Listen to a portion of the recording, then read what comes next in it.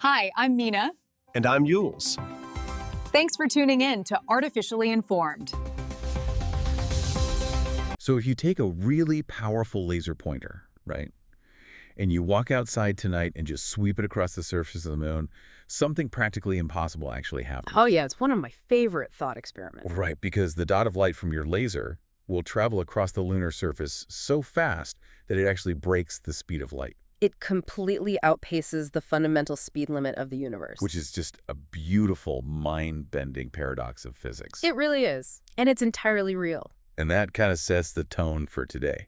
Because today is Friday, April 3, 2026, and we are looking at this massive stack of global reporting that basically shatters our expectations of what's possible. Yeah, it's a very heavy news day. Welcome to a brand new deep dive. We are exploring a reality where, like we just said, darkness can travel faster than light, where we are rewriting the evolutionary history of the planet by tens of millions of years. Right. And where human beings are simultaneously touching the very edge of the cosmos while, still fighting these deeply grounded terrestrial wars over the basic shipping lanes that feed our everyday lives. Yeah, that tension is really the defining characteristic of this specific moment in history, I think. How so? Well, we have this cognitive and technological capacity to act like gods, essentially. I mean, we're editing the human genome, building artificial intelligence, reaching other planets. Yeah. But at the same time, we are entirely bound by the exact same geographic choke points, resource scarcities, and just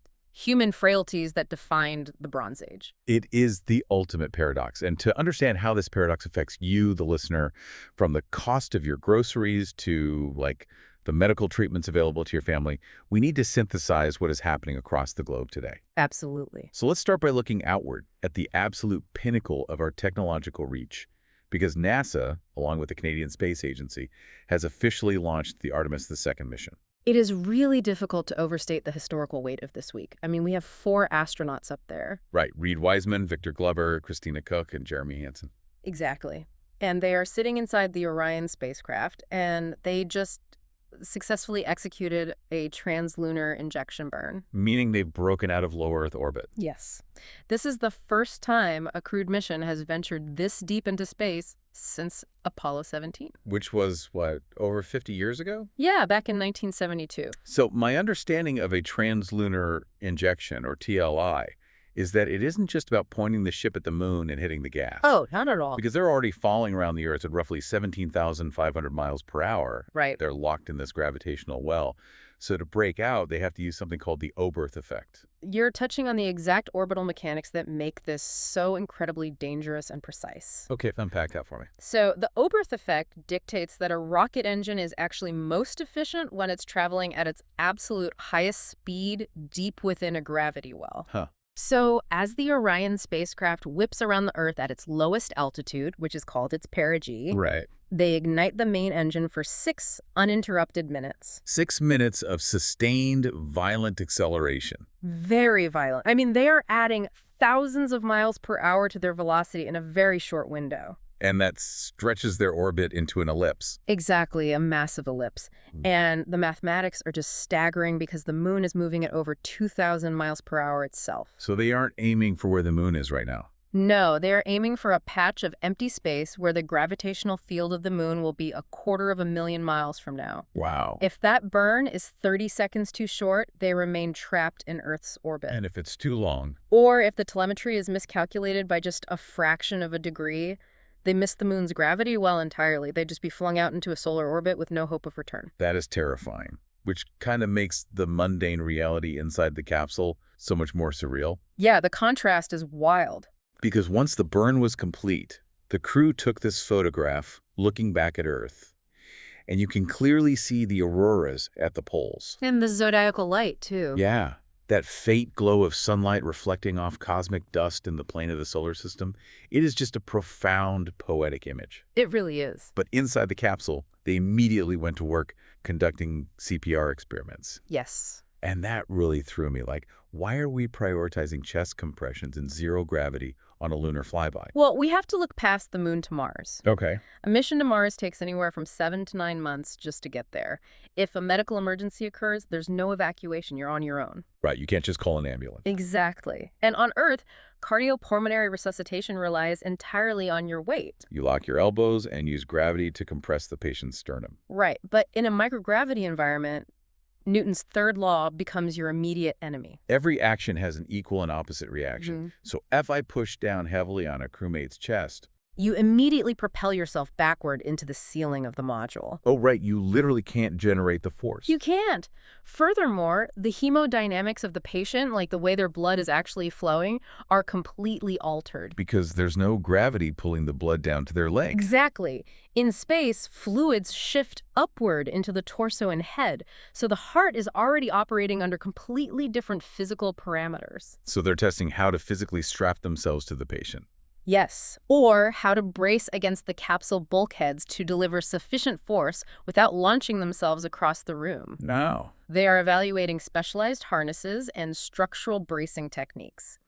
It is absolutely vital research for long-duration spaceflight survival. And yet, amidst all this existential dread of orbital mechanics and zero-gravity cardiac arrest, there's this incredibly grounded detail in the reporting today. The email issue. Yes. The commander, Reed Wiseman, experienced significant Microsoft Outlook connectivity issues. The irony is rich, isn't it?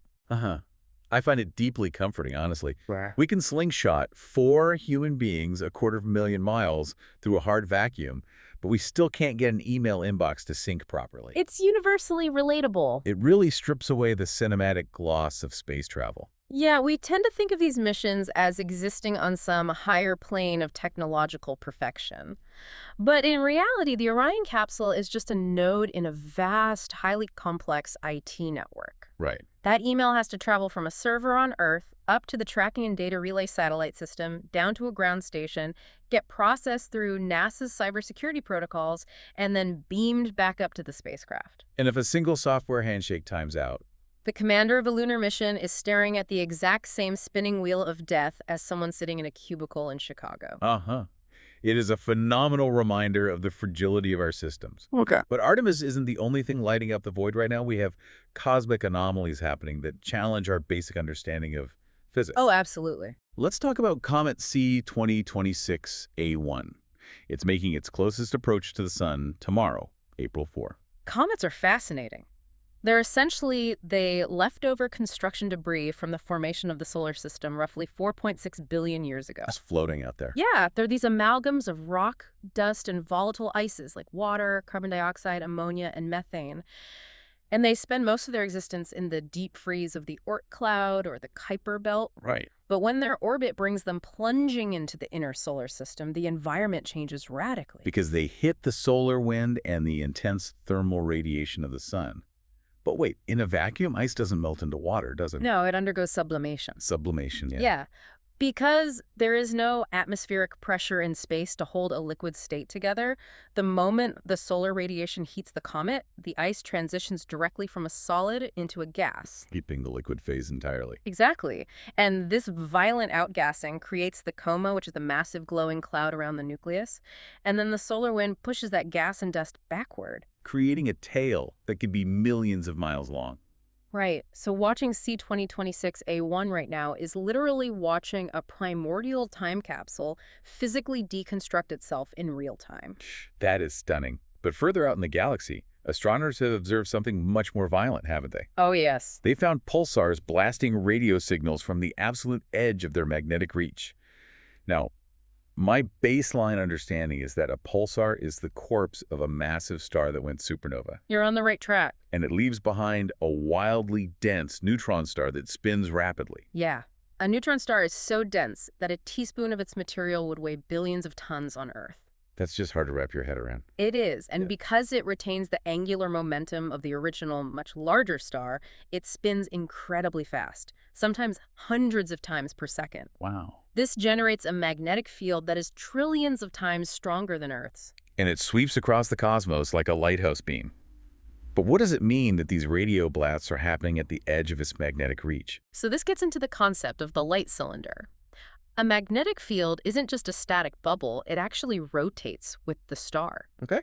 The further you get from the surface of the pulsar, the faster the magnetic field lines have to sweep through space to keep up with the rotation of the star. Right, like being on the outside of a merry-go-round. Exactly. Eventually, you reach a physical distance where, in order to stay synchronized with the star, the magnetic field lines would have to travel faster than the speed of light. Which relativity completely forbids. Right. Nothing can exceed the speed of light.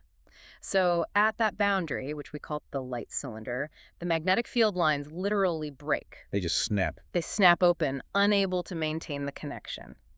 And the immense energy stored in those field lines is suddenly released. The plasma trapped in the field is accelerated to near light speed, and the field lines forcefully reconnect in a violent burst of electromagnetic radiation. And we are detecting those specific blasts. Yes. We are observing the exact location where the laws of physics force a star's magnetic field to tear itself apart. That is legitimately terrifying. Yeah. And awesome in the truest sense of the word. It really is. Speaking of traveling vast distances, Yeah. SpaceX is currently proposing an architecture, using their Starship platform, to cut the travel time to the planet Uranus in half. Yeah, this is a very aggressive proposal. They want to use orbital refueling to turn a 10-year voyage into a 5-year sprint. But I have to ask the obvious question here. Why Uranus? It's a fair question. I mean, we talk about colonizing Mars constantly. We talk about the moon. Why are we dedicating resources to a freezing, toxic ice giant at the very edge of the solar system? Well, Mars is heavily focused on because it's rocky, relatively nearby, and theoretically habitable for humans if we build enough infrastructure. Sure. But if we want to understand the broader universe, Uranus is actually the key. Uranus and Neptune are classified as ice giants. Okay. And when our orbital telescopes like Kepler and James Webb look out at other star systems, at exoplanets, they find that rocky planets like Earth are relatively rare. Wait, really? Yeah. The most common type of planet we detect in the galaxy falls into the mass and size range of our ice giants. So Earth is the anomaly, and Uranus is actually the standard galactic model. According to our current detection data, yes. But we know alarmingly little about our own ice giants. Voyager 2 flew by Uranus in 1986, and that is literally the only close-up data we have. That was almost 40 years ago. Right. And Uranus is particularly bizarre because its axis of rotation is tilted by 98 degrees. It effectively rolls around the sun on its side. Exactly. This creates extreme, decades-long seasons and a highly asymmetrical off-center magnetic field that completely defies our standard dynamo models of how planetary cores work. So by sending a dedicated probe to Uranus, we aren't just studying one weird planet. We're establishing a baseline to understand the majority of planetary systems in the Milky Way. Precisely. But how does Starship change the math of getting there? Traditionally, to get a probe to the outer solar system, you have to build a massive rocket on Earth, and the vast majority of its fuel is spent just fighting Earth's gravity to reach orbit. Right. Whatever tiny fraction of fuel is left is what you use to travel the billions of miles to Uranus, which requires multiple, very slow gravity assists around other planets just to build up speed. But Starship changes the paradigm via orbital refueling. Exactly. So you launch the Starship empty or just with the payload? Right. It reaches low Earth orbit using its initial fuel. Then SpaceX launches multiple tanker starships to dock with it and completely refill its massive propellant tanks right there in space. So now you have a fully fueled, colossal rocket engine sitting in orbit. Yes. No longer fighting atmospheric drag or the deepest part of the gravity well. Wow. When it ignites for its transuranian injection, the delta V, the change in velocity it can achieve, is just staggering. It can just brute force its way across the solar system, cutting the transit time in half. It's literally the difference between driving across the country on a single tank of gas versus being able to stop and fill up at a gas station on the highway. Precisely. It unlocks the outer solar system for rapid scientific exploration. Which brings us back down to Earth. Because while aerospace engineers are trying to manipulate gravity and velocity in deep space, physicists and biologists in our laboratories are manipulating the foundational building blocks of reality. The breakthroughs in the physical and biological sciences today are truly paradigm shifting. Let's start with a hook from the beginning of the show. The headline in the journals today is that physicists have experimentally demonstrated that darkness can travel faster than the speed of light. Yes. For anyone who took high school physics, the speed of light, which is roughly 186,000 miles per second, is the absolute speed limit of the universe.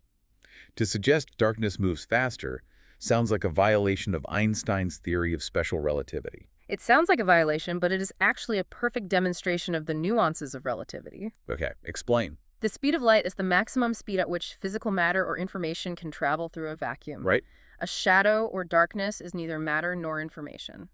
It is simply the localized absence of photons. Okay, so let's walk through the laser pointer analogy again. Yeah. If I stand in my backyard and point a high-powered laser at the moon, it takes about 1.3 seconds for the photons leaving my hand to travel the 238,000 miles to the lunar surface. Correct. Now, if I flick my wrist, the dot of the laser sweeps across the entire face of the moon. Let's say that sweeping motion takes me 1/10 of a second. Okay. The physical distance across the diameter of the moon is over 2,000 miles. For a single physical object to travel 2,000 miles in 1/10 of a second, it would have to be traveling at a significant fraction the speed of light. Right. If I flick my wrist faster, or if I point the laser at Jupiter, the math suggests the dot is moving across that distant surface faster than 186,000 miles per second. And that is the illusion. Wow. The dot on the surface of the moon is not a single physical entity moving horizontally across the rock. It is a constantly refreshing series of new, independent photons hitting the surface. Oh, I see. Think of it like a line of people throwing baseballs at a wall. The spot where the baseballs hit can move down the wall faster than any individual baseball was thrown, depending on the angle and timing. So the shadow, the darkness created if I pass my hand in front of the laser, can sweep across the moon's surface faster than light? Because the shadow isn't a thing traveling horizontally. It's just the absence of the next photon arriving. Exactly. Researchers have now modeled and demonstrated this superluminal shadow effect at the quantum level, using structured light fields and metamaterials. But why does this matter practically? Because while the shadow itself cannot transmit a message faster than light... You couldn't use it to send a telegraph to a lunar colony instantaneously. Right. But understanding the geometric propagation of these dark states is crucial for designing the next generation of quantum optical computers and advanced photonic sensors. We are learning to manipulate the geometry of light and its absence with extraordinary precision. Speaking of manipulating light for technology, engineers have just unveiled a laser-powered wireless communication chip capable of transmitting data at 360 gigabits per second. 360 GBPs, it's wild. To put that in perspective, a standard home Wi-Fi network might give you 1 gigabit per second if you have really good fiber optic internet. This chip completely shatters traditional Wi-Fi, and the reporting says it uses half the energy. Yes, it's incredibly efficient. But how does light replace a Wi-Fi router? Well, traditional Wi-Fi relies on radio frequencies. Radio waves are part of the electromagnetic spectrum, just like visible light, but their wavelengths are much longer. Right. The advantage of radio waves is that they can penetrate physical structures like drywall and wood, which is why your router works across your house. But the disadvantage? The disadvantage is that longer wavelengths inherently carry less data bandwidth, and generating highly saturated radio frequency fields consumes a lot of electrical power. Plus, the radio spectrum is incredibly crowded. Every device, microwave, and cell tower is fighting for the same invisible real estate. Precisely. This new chip utilizes what is broadly called Li-Fi, or optical wireless communication. Oh, Li-Fi. Yeah. It shifts the transmission medium from the radio spectrum to the infrared or visible light spectrum.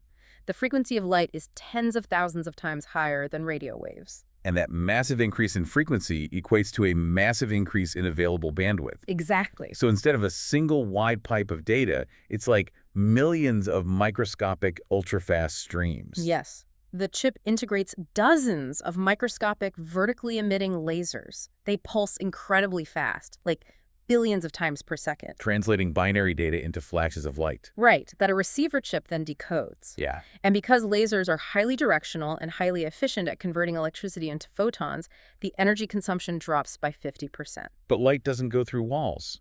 If I put a book in front of the router, does my internet just cut out? That has always been the primary limitation of optical wireless. It requires a direct line of sight or at least highly reflective environments. So this isn't for my living room. No, this technology isn't going to replace your home Wi-Fi router for general browsing on the couch.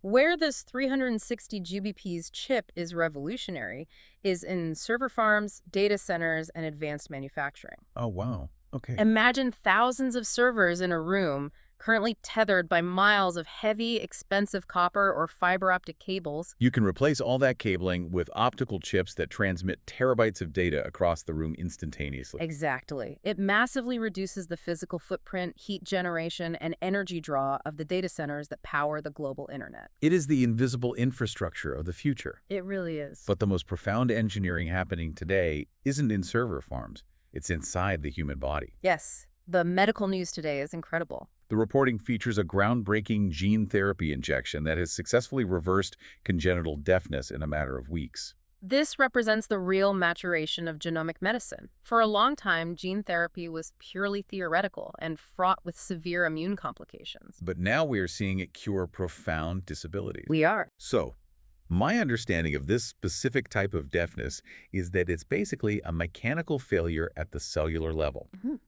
Inside the inner ear, the cochlea, we have these microscopic structures called hair cells. Right. When sound waves enter the ear, they vibrate fluid, which bends these hair cells. And the cells translate that physical bending into an electrical signal that travels up the auditory nerve to the brain. That is an excellent summary of the mechanism. But in patients with specific genetic mutations, the DNA code that tells the body how to build a vital protein for those hair cells is corrupted. Yes. The cells exist, but they're essentially unplugged. They cannot generate the electrical signal. Right. Historically, the only intervention was a cochlear implant, which bypasses the hair cells entirely and directly stimulates the auditory nerve with an electronic wire. It works, but it provides a sort of synthetic, narrow approximation of sound. Exactly. Gene therapy aims to restore the original organic biological machinery. How exactly does a doctor edit the DNA inside a living patient's inner ear? They utilize a viral vector. A virus. Yeah. In nature, a virus is essentially a biological syringe. Its entire evolutionary purpose is to breach the cell membrane, enter the nucleus, hijack the cell's ribosomes, and force them to read the virus's DNA to replicate itself.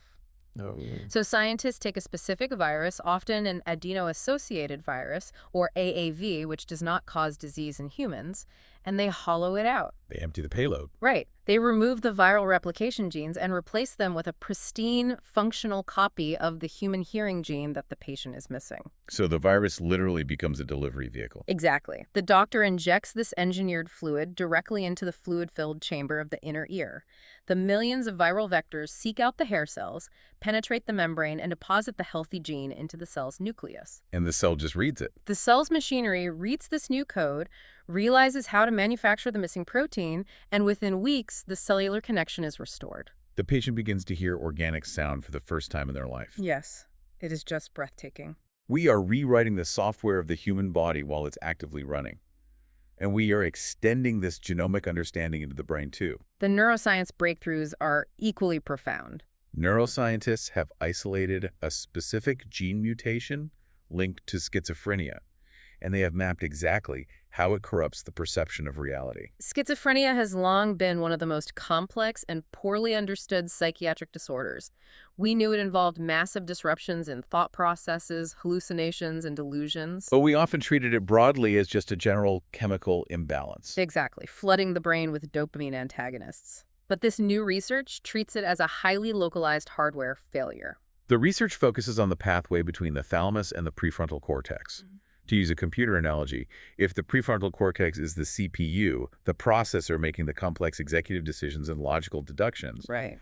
what role is the thalamus playing? The thalamus is essentially the brain's RAM. It's the immediate memory and sensory relay station. All the sensory data coming from your eyes, ears, and environment routes through the thalamus. Okay. The pathway connecting the thalamus to the prefrontal cortex is the main data bus. It constantly streams real-time environmental data to the CPU so that the brain can update its understanding of reality. It is the biological fact-checking mechanism. Precisely. Okay, so if I believe there is a wall in front of me, but my eyes tell the thalamus that the path is actually clear, the thalamus sends that update to the prefrontal cortex, and I adjust my belief and keep walking. Exactly. What researchers discovered is that a specific genetic mutation physically deteriorates that pathway. The connection breaks down. The synaptic connections literally fray. The data bus is corrupted. The prefrontal cortex, the CPU, stops receiving updated sensory information from the outside world. Wow. Deprived of new data, it becomes trapped in an outdated, localized processing loop.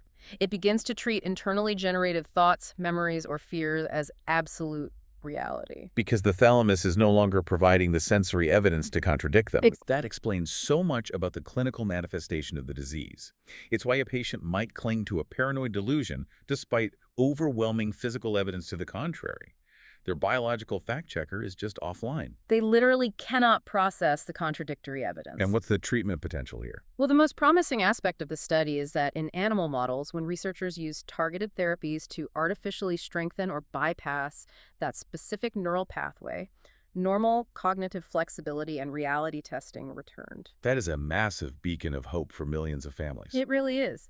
It suggests that if we can target that specific circuit in human patients, we might be able to pull them out of the neurological loop without sedating the entire brain. Now, moving from our genes to our diet, there is a fascinating study regarding nutrition and cognitive decline today. Yes, this one is very controversial. Researchers have found that a diet high in meat consumption is linked to a significantly lower risk of Alzheimer's disease for a very specific subset of older adults. Specifically those carrying the APOE4 gene variant. Right. And this research kind of strikes at the heart of nutritional dogma. It completely upends it. For decades, the broad public health consensus has heavily favored plant-based Mediterranean-style diets for long-term cardiovascular and neurological health. We are constantly told to eat less red meat. We are. But nutrition is not a monolith. It is highly dependent on individual genetics. Okay, explain the APOE4 connection. So, the APOE gene codes for a protein that helps carry cholesterol and other fats through the bloodstream. Got it. The APOE4 variant is widely recognized as the strongest genetic risk factor for late-onset Alzheimer's disease. People with this variant have a blood-brain barrier that becomes increasingly inefficient at transporting essential nutrients into the brain as they age. So their brain begins to starve, structurally speaking, which accelerates the cognitive decline. Exactly. And the brain is highly demanding. It requires dense concentrations of vitamin B12, highly bioavailable heme iron, zinc, and specific amino acids to maintain the myelin sheaths around neurons and to synthesize neurotransmitters. Some plants don't have those. Plants contain many vitamins, but often in forms that require complex metabolic conversions in the body, and those conversions become less efficient with age and genetic bottlenecks. Whereas meat provides these nutrients in the most bioavailable immediate forms. Yes. The hypothesis derived from this study is that for individuals with the APOE4 variant, a high-meat diet essentially saturates the bloodstream with these critical preformed nutrients. It just brute forces the inefficient blood-brain barrier. Exactly. Even though the transport mechanism is impaired by the gene, the sheer density of the nutrients in the blood ensures enough crosses over to maintain neural integrity and stave off the atrophy associated with Alzheimer's. It is an evolutionary mismatch. The diet that works perfectly for a person with one genetic profile might actively accelerate decline in another. You really cannot decouple diet from DNA. And speaking of dietary science, we have to cover what is probably the most practical, immediately applicable scientific breakthrough of the day. Haha, I know exactly what you're going to bring up. Food scientists have published a peer-reviewed paper detailing how microwaving French fries before you deep fry them drastically reduces the amount of oil the potato absorbs. It is a masterclass in domestic thermodynamics and food chemistry. It really is. Forget the speed of light. Science has finally perfected the French fry. How does hitting a potato with microwave radiation prevent it from turning into a grease sponge in the fryer? It comes down to manipulating the starch matrix of the potato. Okay. When you cut a raw potato and drop it directly into hot oil, the rapid heating causes the moisture inside the potato to instantly boil into steam. Right, which is why it bubbles so violently. Exactly. That steam pushes outward, creating microscopic channels and pores in the potato structure. When you pull the fry out of the oil and it begins to cool, the steam inside condenses back into water. And that creates a vacuum. Yes. This creates a tiny vacuum inside those pores, which literally sucks the surface oil deep into the fry. So that is why bad French fries are greasy all the way through. Right. Now, if you microwave the potato slices first, the microwave radiation targets the water molecules, heating the potato gently from the inside out. What does that do? Big heat causes the starches on the surface of the potato to undergo pre-gelatinization. They swell and form a tight, semi-permeable microscopic seal around the exterior of the fry. You are effectively cauterizing the potato. Haha, you are building a biological shield. Wow. When you subsequently drop those microwave fries into the hot oil for the final crisping, the gelatinized starch barrier prevents the massive steam expansion and the subsequent vacuum effect, So the oil stays on the outside. giving you a perfectly crisp exterior while the interior remains fluffy and steamed with a fraction of the overall fat content. We are using microwave physics to biohack the ultimate comfort food. It shows how scientific principles permeate every aspect of our daily lives. It's brilliant. But while food scientists are optimizing our present, geologists and paleontologists are completely upending our understanding of the deep past. The timeline of life on Earth is undergoing a massive revision today. Let's look at the Cambrian explosion. This is a period roughly 540 million years ago when, according to the fossil record, almost all major animal body plans suddenly appeared on Earth. Yes, a massive burst of biodiversity. But paleontologists just analyzed a microscopic claw from a 500-million-year-old fossil named Megachelicerax cousteaui, and it is causing absolute chaos. This tiny claw pushes the origin of spiders back by 20 million years. 20 million years is an unfathomable amount of time. It doesn't sound like much when you say 500 million, but To put it in perspective, the evolutionary split between the ancestors of chimpanzees and modern humans happened roughly 6 to 8 million years ago. oh wow. Entire phylogenies of mammals rose and fell in 20 million years. By pushing the origin of arachnids back that far, this single claw forces us to rewrite the models of how quickly life diversified during the Cambrian period. Why does one claw change the math so drastically, though? Because of specialized complexity. The defining feature of spiders and horseshoe crabs are their chelicerae. Which are what? Specialized mouth parts and appendages used for grasping and injecting venom. Evolutionary models assume that it takes immense amounts of time for a generalized organism to mutate and select for such highly specialized, complex tools. Right. Evolution is supposed to be slow. Exactly. So finding a fully formed, specialized chelicerate claw this early in the timeline suggests that the evolutionary split that created spiders happened much, much earlier than we thought. It implies that the explosion of the Cambrian era was even more sudden and violent than the textbooks claim. Yes, it supports the theory of punctuated equilibrium, which is the idea that evolution isn't always a slow, steady crawl, but rather long periods of stasis interrupted by rapid, explosive bursts of genetic innovation. Often driven by intense environmental pressure. Exactly. And it makes me wonder about taphonomy, the science of how things fossilize. The fossil record is notoriously incomplete. Incredibly incomplete. It requires an animal to die in the perfect conditions, usually buried rapidly in anoxic mud, just to be preserved. If we are just now finding a microscopic spider claw that shifts history by 20 million years, how much of our accepted evolutionary timeline is just an educated guess waiting to be disproven? That is the ultimate humility of paleontology. We are trying to read a 1,000-page book where 990 pages have been ripped out and burned. We extrapolate massive narratives from incredibly sparse data points. And another discovery published today perfectly illustrates how our assumptions limit our search for life.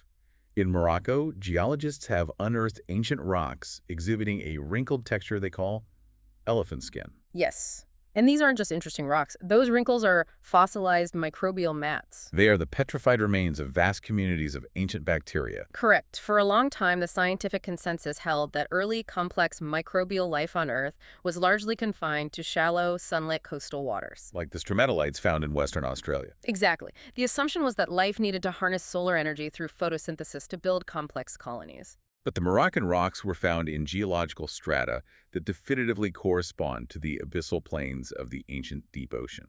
Thousands of feet below the photic zone, there was absolutely no sunlight. No. Instead, these microbial mats were thriving in the crushing pressure and freezing dark, feeding on chemical nutrients like sulfides and methane delivered by massive underwater landslides and hydrothermal vent activity. They were surviving via chemosynthesis. Yes. They were eating the chemical exhalations of the Earth's crust. And if I tie this back to our first segment regarding the Artemis mission and space exploration, this changes everything about the search for extraterrestrial life, doesn't it? It radically alters the astrobiological calculus. How so? When NASA looks at Jupiter's moon Europa or Saturn's moon Enceladus, they see worlds covered in ice crusts miles thick. We know from gravitational and magnetic data that massive, liquid, saltwater oceans exist beneath that ice. And we know those oceans are heated by the tidal friction of orbiting massive gas giants. Right.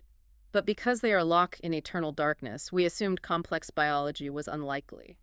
But if the Moroccan fossils prove that complex, thriving microbial ecosystems can exist in the dark, high-pressure depths of early Earth, utilizing chemosynthesis, Then there is absolutely no biological or physical reason why similar ecosystems couldn't be thriving in the subterranean oceans of Enceladus right now. that is wild. It transitions the search for life in our solar system from a distant hope to a statistical probability.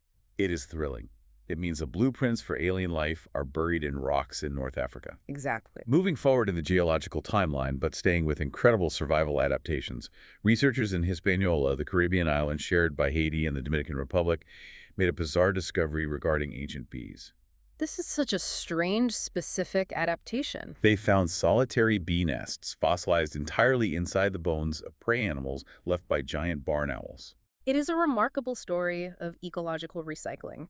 The extinct giant barn owls of the Caribbean would hunt small mammals, swallow them whole, and then regurgitate the indigestible bones and fur into deep cave systems.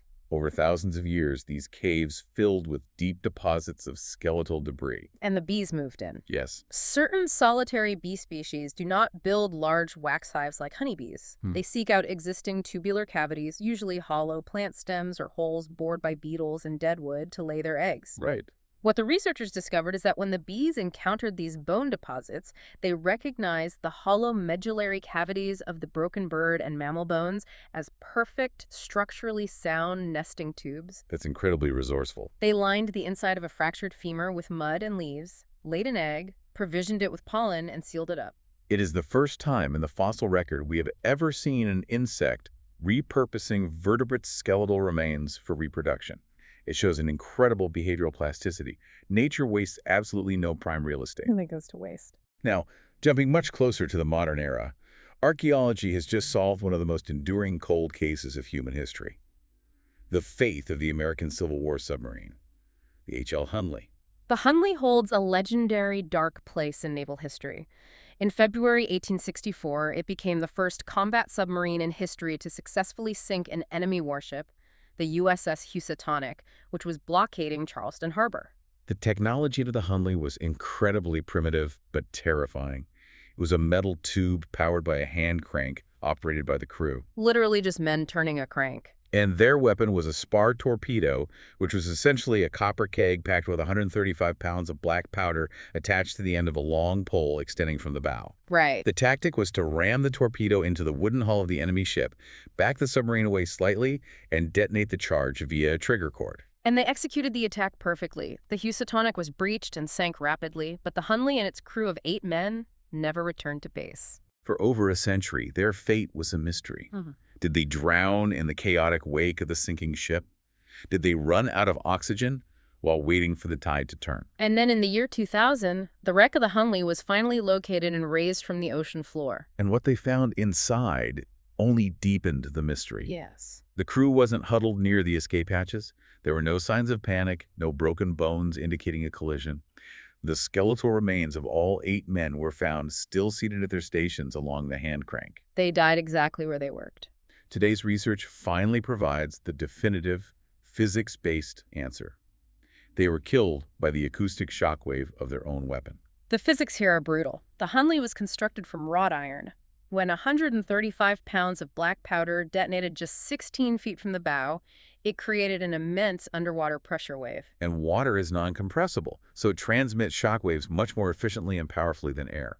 Precisely. The acoustic wave hit the iron hull of the submarine.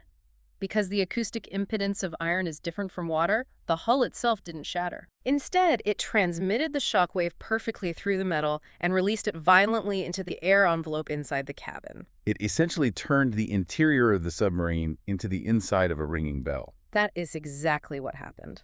When an air blast shockwave of that magnitude impacts the human body, it causes catastrophic internal damage, specifically to air-filled organs and delicate tissues. Like the lungs. Yes.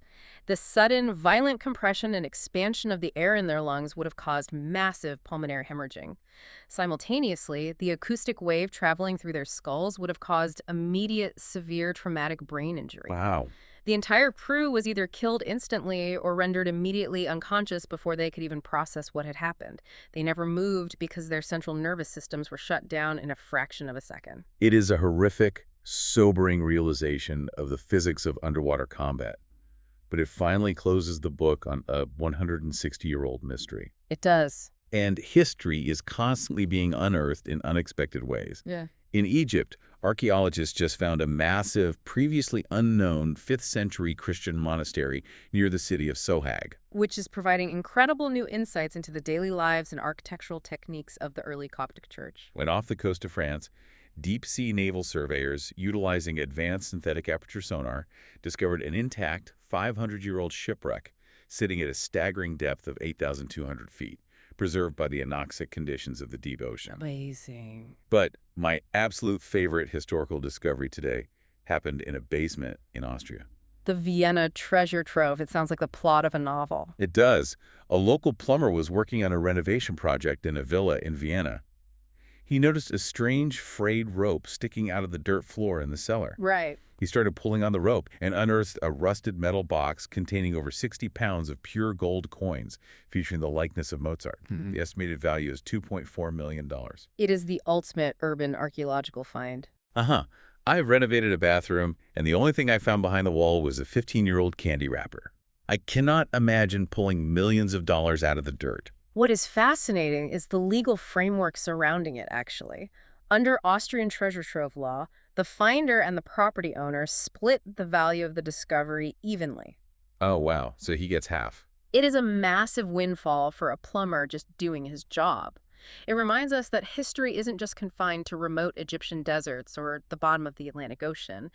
The physical remnants of our past, and sometimes immense wealth, are literally buried under the concrete of the cities we walk through every day. It definitely makes you want to look twice at that loose floorboard in the attic.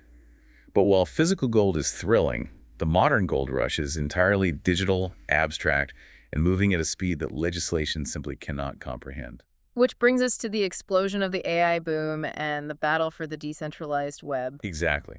The tectonic plates of the technology industry are shifting violently right now, and the decisions being made today will dictate the architecture of the internet for the next decade. The pace of AI development is just staggering. Today, Microsoft AI announced 3 new foundational models capable of generating rich multimedia, meaning they can ingest and output complex combinations of text, audio, and high-resolution images simultaneously. They are building a massive, highly capable walled garden.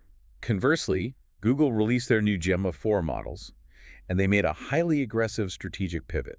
They released it under an open Apache 2.0 license. How does this difference in licensing philosophy affect the average person's digital life? We are witnessing a fundamental philosophical war over the control of intelligence. Microsoft, alongside OpenAI, operates on a proprietary closed-source model. Right. They invest billions of dollars in compute power to train these massive models, and they keep the underlying code strictly confidential. You, the user or developer, pay a subscription fee or API toll to send a query to their server, and they send you the answer. They act as the gatekeeper. They argue this centralized control is essential to prevent malicious actors from using AI to generate bioweapons or mass disinformation, and frankly, it is highly profitable. They control the intellectual property and they control the safety guardrails. Yeah. But Google is basically giving the keys away. Exactly. An Apache 2.0 license is one of the most permissive open source licenses in existence. It means any developer, university, or startup anywhere in the world can download the foundational weights of the Gemma 4 model to their own local hardware. Without paying. Yes. They can modify it, fine-tune it for specific tasks, and most importantly, they can commercialize their modified versions without paying Google a cent or asking for permission. Why would Google spend tens of millions of dollars training a model just to give it away for free to potential competitors? It is a strategy of commoditization and ubiquity. Google wants to ensure that the foundational layer of AI does not become a monopoly controlled by Microsoft. Ah. By giving developers an incredibly powerful, free open-source tool, Google ensures that the next 10,000 AI applications built by independent developers use the Gemma architecture. It completely undercuts the pricing power of Microsoft's APIs. And it locks them into the ecosystem. Furthermore, Google optimizes these open models to run seamlessly on Android phones and Google Cloud infrastructure. They don't need to make money on the AI model itself. They make money when developers inevitably use Google's broader ecosystem to host and distribute their apps. It is a brilliant play for infrastructural dominance. Yeah. And speaking of dominance, OpenAI just made an acquisition that has absolutely nothing to do with writing better code. The TBPN deal. Yes, they acquired TBPN, the Technology Business Programming Network.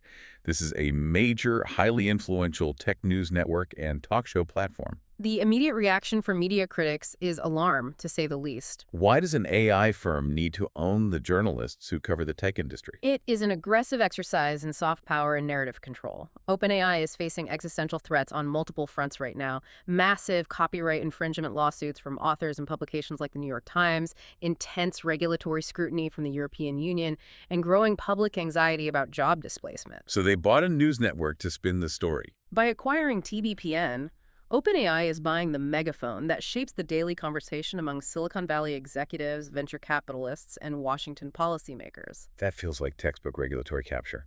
If the network hosting the debate on whether AI needs strict government oversight is owned by the company that would be regulated, the debate is inherently compromised. OpenAI claims TBPN will operate with complete editorial independence. But they also appointed their chief global affairs officer, Chris Lethane, a highly experienced political operative, to oversee the integration. Right. Even if OpenAI never explicitly dictates coverage, the chilling effect on critical journalism within that network is inevitable. They are acquiring the medium to ensure the message regarding the future of AI remains highly optimistic and aligned with their corporate interests. The ethical implications are massive, and the disruption isn't just in tech journalism. AI is coming for the creative arts at an unprecedented scale. The music industry is in chaos today. Today, 11 Labs, a company famous for its wildly realistic AI voice cloning, launched a new platform called 11 Music. It turns text prompts into fully produced, radio-ready songs. It's unbelievable. You just type a sentence like, a high-energy 1980s synth-pop track about a robot learning to cry, and within seconds you have a song with custom lyrics, a catchy melody, pristine vocal tracking, and professional mastering. The technology is deeply impressive, and it democratizes music production in a way we've never seen. Anyone with a creative idea, regardless of their ability to play an instrument or mix audio, can instantly materialize a song. But the music industry is absolutely panicking. As they should be. The launch of 11 Music crystallizes the massive legal and economic battle over training data. Generative AI cannot create music from a vacuum. It had to learn from somewhere. The neural networks had to be trained on millions of hours of existing human-created music to understand chord progressions, vocal inflections, and mixing techniques. And the artists and record labels argue that utilizing their copyrighted music to train a machine that can instantly replace them without compensation or consent is massive systemic theft. It raises the fundamental question of what constitutes human art and what happens to the livelihood of studio musicians, producers, and songwriters when a machine can undercut their labor to near zero cost. It feels like the tech giants are building these digital utopias or dystopias while totally ignoring the human collateral damage. But there is a counter-movement brewing, isn't there? The push for decentralization. Exactly. Flipboard, the news aggregation app, just launched what they're calling social websites. Yeah. It is built entirely on the concept of the Fediverse. The Fediverse. Yes. It integrates content from decentralized platforms like Mastodon, Bluesky, and Threads into a single interface that the creator actually owns. I have to admit, I love the philosophy behind this. How so? I am just exhausted by centralized algorithmic feeds like X or TikTok, where a black box algorithm deliberately pushes outrage and polarization just to keep my attention engaged for ad revenue. The Fediverse promises a return to chronological feeds and chronological control. The philosophy is undoubtedly appealing. It recalls the open, decentralized ethos of the early internet, the blogosphere of the 2000s, where protocols mattered more than platforms. Right. In the Fediverse, utilizing the ActivityPub protocol, you own your audience. If you don't like the moderation policies of one server, you can pack up your digital identity and your followers and move to another without losing your connections. It breaks the walled gardens. So why isn't everyone migrating? Because the economics and sociology of decentralization are brutal. Centralized platforms, the walled gardens, succeeded because massive venture capital funding allowed them to provide seamless, frictionless user experiences. It's easy to just download an app and scroll. Exactly. The onboarding process for a decentralized network like Mastodon, choosing an instance, understanding federation, is too complex for the average consumer who just wants to see pictures of their friends. In moderation. More importantly, moderation is incredibly expensive and psychologically taxing. When you decentralize a network, you diffuse the responsibility for policing hate speech, spam, and illegal content.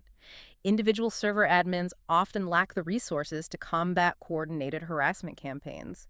So we are caught between the sterile, manipulative control of the tech giants and the chaotic, difficult-to-manage freedom of the open web.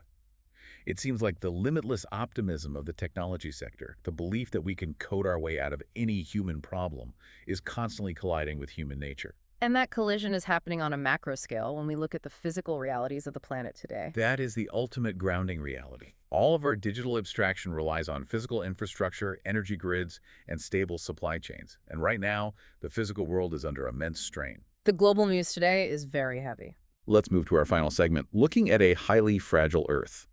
The geopolitical tensions in the Middle East have escalated significantly. The ongoing conflict between the U.S., Israel, and Iran is no longer just a regional political crisis. It is actively fracturing global markets. It is. Crude oil has surged past $110 a barrel. The Dow Jones closed significantly lower on fears of widespread inflation. Amazon has even instituted a temporary fuel surcharge on third-party sellers. This really illustrates the extreme interconnectedness of the global economy. A localized conflict instantly becomes a global tax. And the epicenter of the economic anxiety is the Strait of Hormuz. It is a narrow waterway between the Persian Gulf and the Gulf of Oman. Roughly 20% of the world's total global oil consumption and a massive percentage of liquefied natural gas passes through that single choke point every day. If that strait is closed, or even severely threatened by military action, the global energy supply is choked off. Precisely. The marine insurance premiums for oil tankers navigating that region have skyrocketed, which translates directly into the price of a barrel of oil. And that cascades. When oil hits $110, the cost of aviation fuel spikes, the cost of maritime shipping spikes, and the cost of the diesel fuel powering the trucks that deliver groceries to your local supermarket spikes. That is why Amazon is hitting sellers with a fuel surcharge. The geopolitics of the Middle East dictate the cost of delivery in Ohio. And the environmental fallout is immediate and devastating. The reporting shows that Asian nations are panicking over energy security. Japan, India, and China rely heavily on energy imports flowing from the Persian Gulf.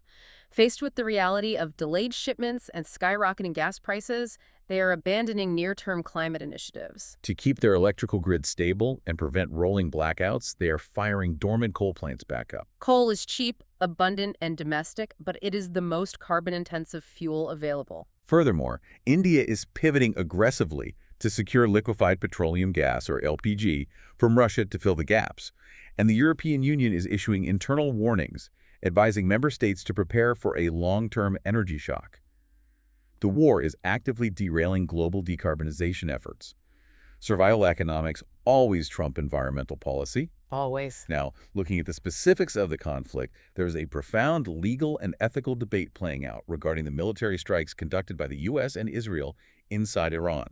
It's a very complex situation. We are seeing a coalition of over 100 international law experts and human rights organizations signing declarations that these strikes have hit non-military infrastructure, claiming these actions violate the UN Charter's rules on proportionality and may constitute war crimes.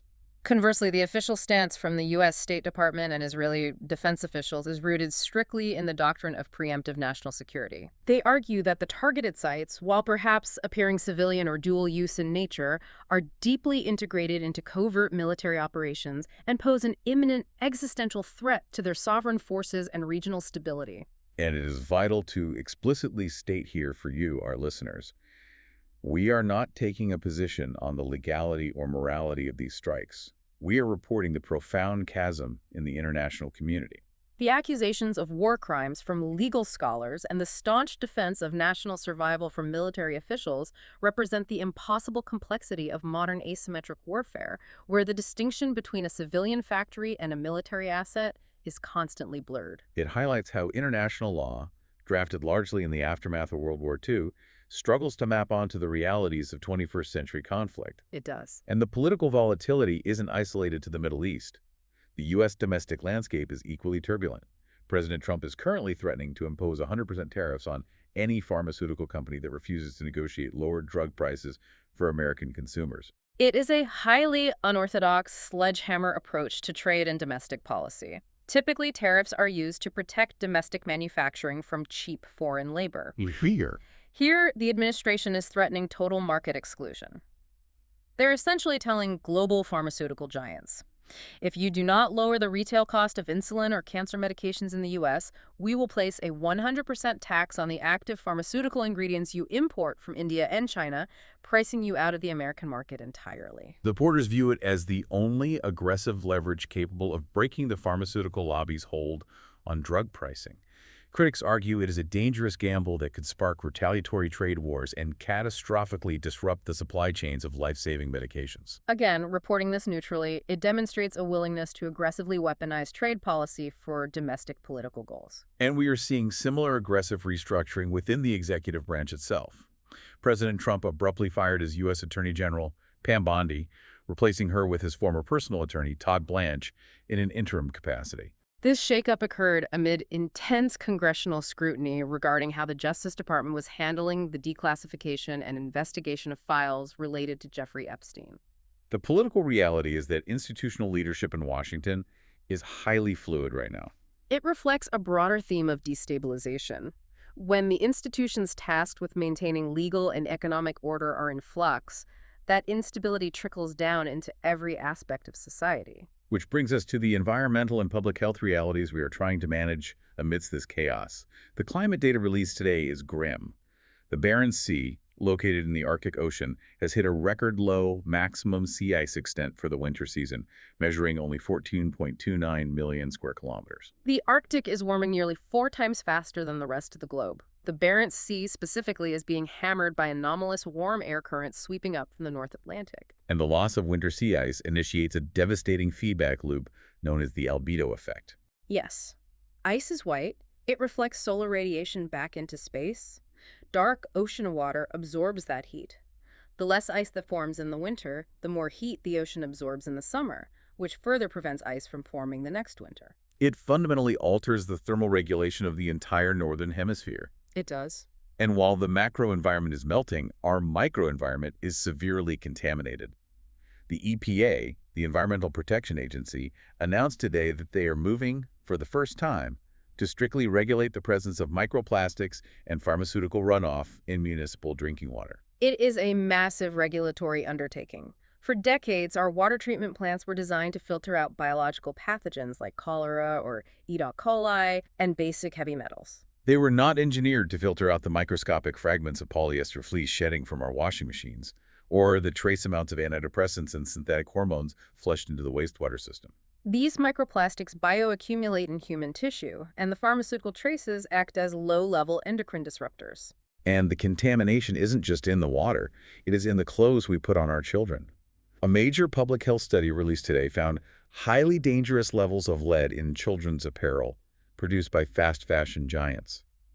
Why on earth is there lead in a toddler's jacket? It comes down to the ruthless economics of the fast fashion supply chain. Lead is a highly effective, incredibly cheap chemical stabilizer. Okay. When manufacturing cheap synthetic plastics for zippers, buttons, or faux leather, adding lead prevents the plastic from breaking down under UV light. It is also used heavily in the vibrant, color-fast chemical dyes that fast fashion relies on. But the biological cost is catastrophic. Lead mimics calcium in the human body. When a child touches a contaminated zipper and puts their hand in their mouth, that lead enters the bloodstream, crosses the blood-brain barrier, and physically disrupts the formation of synapses in the developing brain, leading to permanent neurological damage and cognitive deficits. Exactly. The regulatory frameworks in the countries manufacturing these garments are often lax or easily bypassed, allowing toxic materials to end up on shelves in highly regulated Western markets. It is deeply overwhelming. We have the EPA desperately trying to filter microscopic plastics from our tap water and pediatricians trying to keep heavy metals off our children's backs, while at the exact same moment, global shipping lanes are blockaded by war, forcing nations to burn millions of tons of coal. It feels like humanity is bailing out a sinking rowboat with a teaspoon, while someone else sits in the back of the boat drilling holes in the hull. It is the tragic irony of our species. We possess the scientific capability, like the MODIS satellite instruments monitoring the Barents Sea, to measure the exact real-time decay of our biosphere. We possess the medical knowledge to understand the exact synaptic damage lead causes to a child. Yet our political and economic incentives are so deeply misaligned that we cannot coordinate a collective response. And that misalignment of incentives, that dark side of human nature, corrupts even the most pristine, extreme environments on Earth. Look at the reporting out of Nepal today regarding Mount Everest. The helicopter rescue scam. It is a stunning display of greed. A $20 million fraud ring has been exposed operating on the highest peak in the world. Investigative reports allege that certain trekking guides and agencies on Everest were actively poisoning foreign climbers, slipping adulterated food or baking soda into their meals to induce severe gastrointestinal illness. They intentionally made their clients violently sick at high altitude just to force a medical emergency, so they could call for private helicopter evacuations and cash in on the massive travel insurance payouts. High-altitude mountaineering is an environment where the margin for survival is razor-thin. You are entirely dependent on your guides and the logistics chain.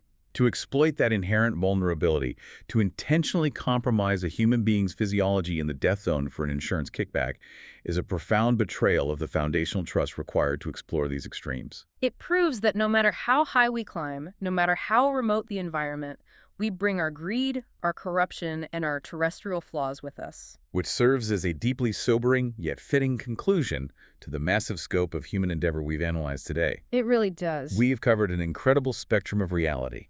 We began by riding alongside the Artemis astronauts, looking back at the auroras of Earth and the vast, silent emptiness of deep space.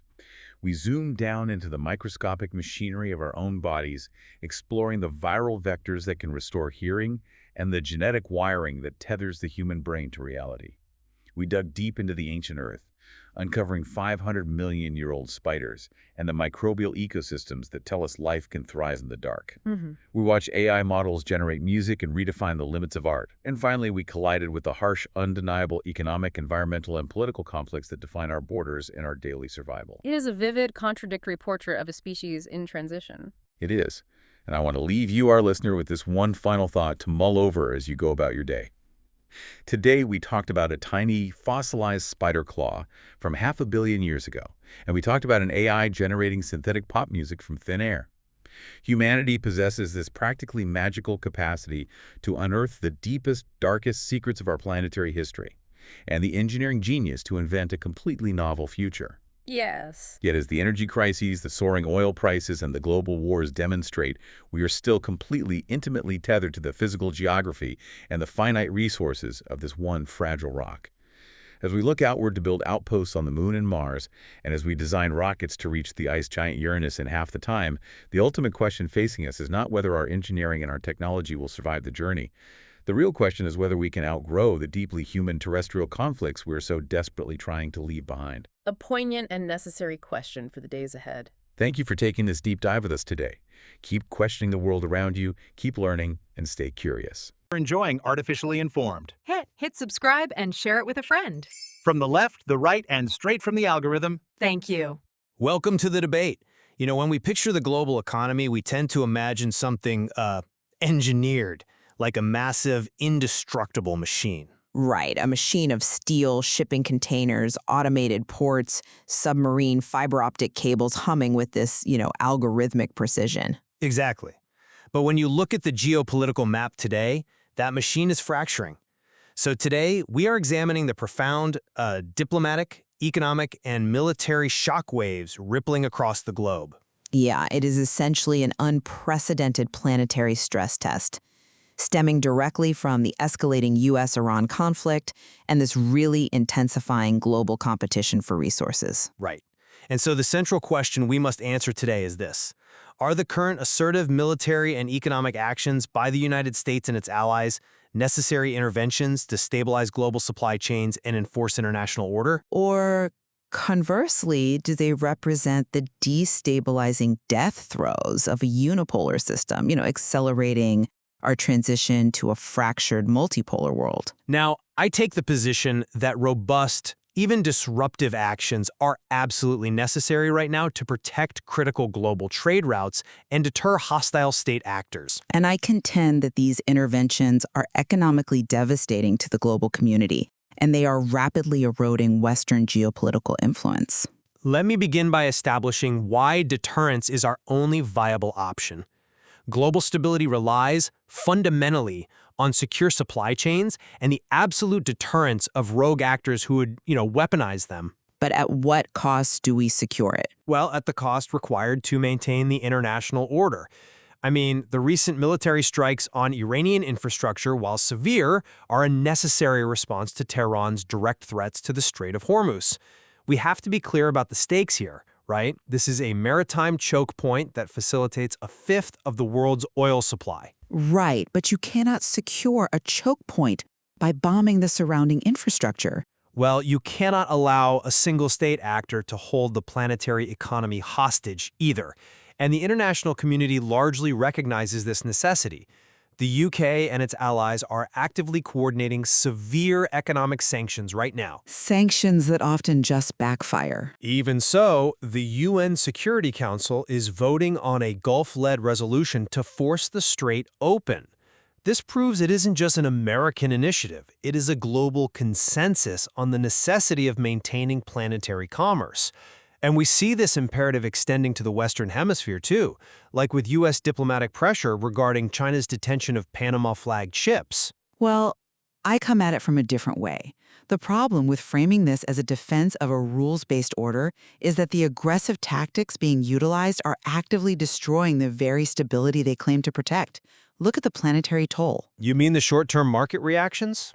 It is much more than a reaction. Crude oil has surged past $110 a barrel. We have 600 million barrels of oil currently at risk, and the Dow has closed lower as traders just lose hope for a resolution. But the real pain isn't being felt in Washington or London. It is devastating developing economies. The market volatility is painful, certainly, but it's temporary. Tell that to Pakistan. They are currently facing a crippling 54% rise in fuel prices. That means supply chains halt, people cannot transport food, and the economy essentially suffocates. The U.S. attempt to secure oil routes has actually led to the EU warning of a long-lasting energy shock. It is economic sabotage for the rest of the planet. I'm not convinced by that line of reasoning because it drastically underestimates the long-term cost of appeasement. Comparing the global economy to a patient, you are complaining about the severe pain of the surgical incision while completely ignoring the tumor. The tumor being Iran? The tumor being disruptive state actors controlling vital choke points. If left unremoved, that will kill the patient. If a state actor realizes they can dictate global policy simply by blackmailing us over the Strait of Hormuz, the fundamental premise of free global trade evaporates. But the surgery is killing the patient. We are seeing the human cost in Pakistan, and the military cost is just as dire.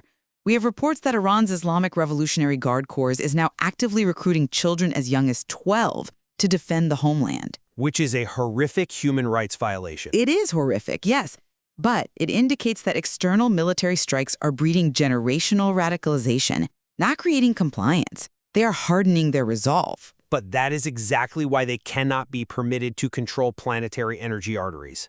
You cannot negotiate safe passage with a regime willing to put rifles in the hands of 12-year-olds. And yet, the strikes themselves are legally and morally contested. Over 100 international law scholars recently published a letter in the Just Security Journal warning that striking Iranian civilian infrastructure, like the Karaj Highway Bridge, may actually constitute war crimes. They called them just-for-fun strikes serving no proportional military purpose. Those strikes are targeted to disrupt logistics. But when you execute policies like this, you completely lose the moral authority required to lead. And look at the environmental collateral damage. Because of this instability, Asian nations like India, China, and Japan are forced to frantically ramp up cheap coal power just to keep their lights on.